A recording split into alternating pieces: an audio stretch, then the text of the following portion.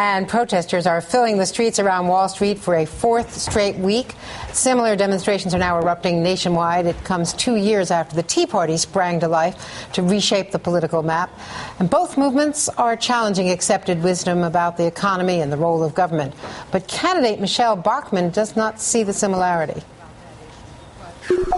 I ran across two of the protests, one in Washington, D.C. and one in Boston. And they have nothing in common at all with the protests that were being put forward, or the demonstrations, you might say, that were put forward by the Tea Party. I think that if the Occupy Wall Street wants to be upset about something, they should go in front of the White House, and that's where they should be protesting. Charles Blow is a columnist at the New York Times and joins us now from New York. Charles, thanks so much for joining us today. Absolutely. First off, I wanted to play a little bit of Mitt Romney just today speaking to the Occupy Wall Street protests. This was Romney in Milford, New Hampshire. I think the idea of dividing our nation at a time of crisis is the wrong way to go. All the streets are connected. Wall Street's connected to Main Street. And so finding a scapegoat, finding someone to blame, in my opinion, isn't the right way to go. I guess, Charles, first of all, are the Republicans as well as the White House having a difficult time trying to figure out how to deal with this protest? Everyone is having a difficult time trying to figure out how to deal with this, because Occupy Wall Street kind of exists outside the framework of politics at this point. And, you know, no one knows if anyone will be able to, or, you know, the left seems to want to harness that energy. Energy is a precious commodity in a campaign season, but no one knows if the left will be able to harness it, and the right is kind of preemptively trying to knock it down, hoping that if they do kind of co-opt the energy of Occupy Wall Street, that they will have injured it in some way. And so what you see is both sides trying to figure out, what do we do with this? Because people are showing up.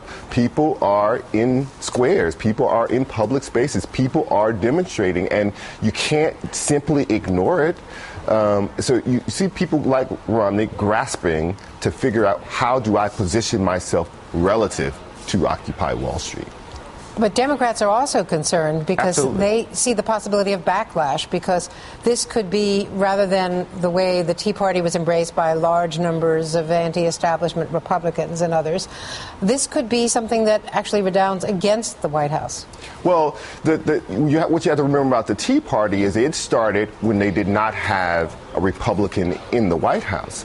To have kind of an anti-establishment movement start that has some similarities to some of the tenets of the left, but not all, but has, you know, some similarities that when you have a sitting Democratic president, should be very worrisome to people in the White House, because they are the establishment right now.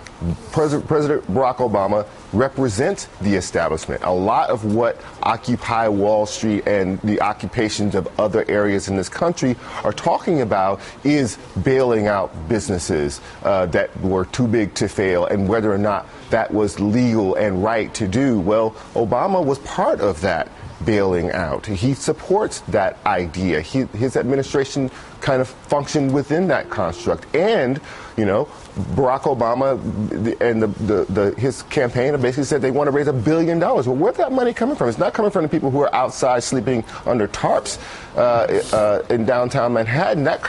Money like that comes from people in those towers around that occupation. So there is a natural tension between any establishment, but in this case, definitely the Democratic establishment, because they're in the White House.